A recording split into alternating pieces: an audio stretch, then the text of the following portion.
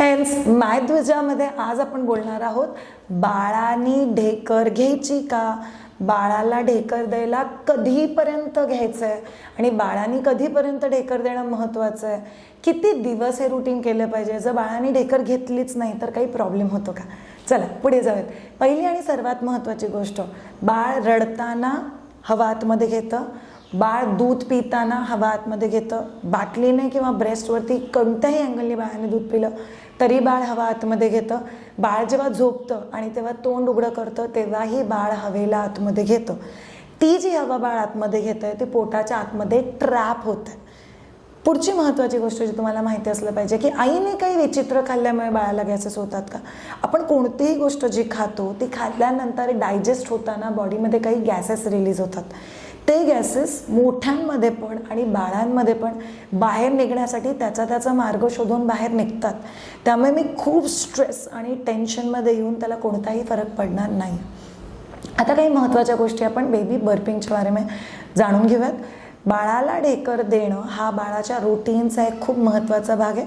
बाळ जन्मल्या दिवसापासून बाळाला दूध पाजल्यानंतर बाळाला ॲटलिस्ट 5 ते 10 मिनटं उभं धरणं, जिथे बाळाचं पोट हे खांद्याला अटॅच होतं आणि तुम्ही वरून खाली मसाज करताय, ही खूप मस्त पद्धत आहे बाळाला ढेकर द्यायची. त्याच्या पलीकडे बाळाची जी हनवटी आहे त्याला धरून तुम्ही बाळाला बसवू शकता आणि बाळाच्या पाठीवरती खालून वरती मसाज करणं, ही पण अतिशय सोपी पद्धत आहे बाळाला ढेकर द्यायची. पण कित्येकही वेळा तुम्हाला जाणवेल की बाळाला मी 10 मिनटं उभं केले पण तरी पण बाळ ढेकर देत नाही आहे, तर मला टेन्शन घेतलं पाहिजे का.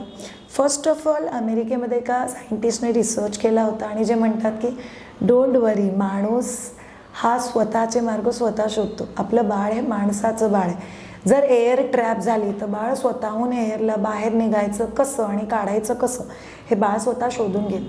सेकंड, कित्येकही वेळा एक्सक्लुझिव्हली आईचं दूध पिणारी बाळं ढेकर देत नाही. तिसरी आणि महत्त्वाची गोष्ट, जर बाळाने ढेकर दिली नाही म्हणजे बाळ उपाशीच आहे, हे कंप्लीट मिथ आहे. तसं काहीही नाही. म्हणून बाळाने ढेकर ही दिलीच पाहिजे. या गोष्टीचा आपण हट्ट नाही धरू शकत, पण बाळाला 5 ते 10 मिनटं उभं करणं हे अतिशय महत्त्वाचं. ही गोष्ट किती दिवस केली गेली पाहिजे.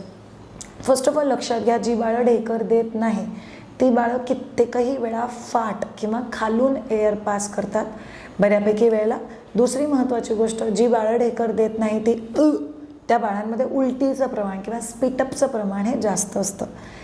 तिसरी महत्त्वाची गोष्ट, का गॅसेसमुळे बाळाला स्टमक पेन किंवा पोट कडक होणं या गोष्टी होतात का. येस, हवा जेव्हा पोटाच्या आतमध्ये ट्रॅप होते तेव्हा या सगळ्या गोष्टी बाळांना फील होऊ शकतात. यासाठी सोल्युशन काय, सोल्युशनच्या लिस्टमध्ये काही खूप महत्त्वाच्या गोष्टी. पहिली आणि महत्त्वाची गोष्ट, जसं मी तुम्हाला दाखवलं, बाळाला जवळजवळ 5 ते 8 मिनटं उभं करा. ही प्रोसेस किती दिवस केली गेली पाहिजे. आयडियली 40 दिवसानंतर बाळाला अगदी 10, 15, 20 मिनटं उभं करायची गरज नाही. एक 2 ते 4 मिनटं उभं करा. कारण युज्युअली 40 दिवस ते 1-1.5 महिना झाल्यानंतर बाळाला आपण पोटावरती खूप दिवसातून 4 ते 5 वेळा बाळाला टमी टाईम द्यायला झोपू शकतो. त्यामुळे ऑटोमॅटिकली बाळाच्या पोटाचे गॅसेस खालून निघून जाऊ शकतात. दुसरी महत्त्वाची गोष्ट, बाळाला सकाळ आणि संध्याकाळ मसाज देणं. हे आयडियली तुम्ही लोकांनी 2-3 महिन्यापर्यंत केलंच पाहिजे. पॉसिबल असेल तर 1 वर्षापर्यंत बाळाला मसाज द्या. पण मसाज बाळाला जी एअर ट्रॅप्ड आहे ती काढायला भरपूर जास्त मदत करते. रेमेडी नंबर 3, तुम्हा लोकांना प्रयत्न करायचा आहे की तुम्ही बाळाला दिवसातून 4 ते 5 वेळा टमी टाईम द्या. अगदी जन्मतः बाळापासून. बाळासाठी टमी टाईम हा खूप महत्त्वाचा माइलस्टोन आहे. प्लस टमी टाईम बाळाला एअर ट्रॅप काढून टाकायला खूप जास्त मदत करतं. नंबर 4, बाळाबरोबर baby yoga, leg cycling, leg exercises या गोष्टी नक्की करा. नंबर 5, बाळाला घराबाहेर घेऊन जा. जेव्हा बाळ घराबाहेरचं वातावरण असतं तेव्हा बाळ युज्युअली ॲक्टिव्ह मोडमध्ये जातं आणि डायजेशन खूप चांगल्या प्रमाणात होतं. नंबर 6, तुम्हाला प्रयत्न करायचा आहे की तुम्ही बाळाला हिंगाचं पाणी जर तुमच्या घरात लावायची पद्धत असेल तर बेंबीच्या अवतीभोवती लावा. त्यांनी कित्येकही वेळा गॅसेस निघून जायला खूप जास्त मदत होते. मी पर्सनली सजेस्ट करेल की ग्राईप वॉटर, घुटी अशा गोष्टी 6 महिन्याच्या आधी रेग्युलर बेसिसवरती नाही द्यायच्यात. 6वी रेमेडी, तुम्हाला जर डॉक्टरांनी कॉलिकेड, कॉलिकॉइड अशी कोणती गॅसेसची औषधं दिली असतील ती तुम्ही दिवसातून एकदा किंवा दोनदा आरामात बाळासाठी वापरू शकता. 7वी रेमेडी, जर तुमच्याकडे मायदुजाची हर्बल पोटली नसेल तर ती पटकन मायदुजा वेबसाईटवरून विकत घ्या. ती आतून अशी सुंदर आईच्या हातासारखी दिसते.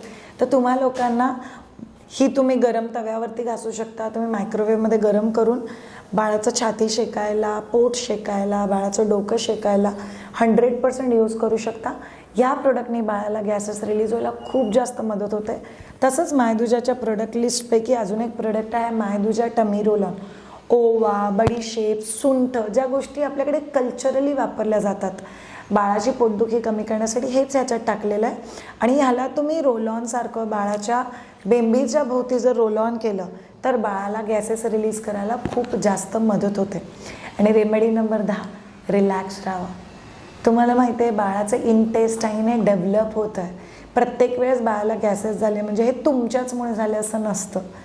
बाळ हळूहळू आपलं इंटेस्टाईन डेव्हलप करतं आहे आणि बाळ ते करायला शिकून जाईल स्वतःचं स्वतः. म्हणून बेसिकली बाळाला ढेकर देणं हे 1.25 महिना कंपल्सरी. त्याच्या पुढे जर बाळाला स्पिटअप, टमी पेन ह्या गोष्टी खूप जास्त होत असतील तर 3 ते 4 महिने ती गोष्ट कंटिन्यू ठेवा आणि मग तुम्ही थांबू शकता. Thank you so much. जर तुम्हाला मायदुजाकडून ट्रेन व्हायचं आहे, तुमचे प्लॅनिंग प्रेग्नन्सी टू बाळ 4 महिन्याचं होईपर्यंत, तर नक्की मायदुजा वेबसाईटला व्हिजिट करा. तुम्ही चॅनलवरती दर मंगळवारी आणि शुक्रवारी मराठीचा व्हिडिओ बघताय, बघत राहा. बाय.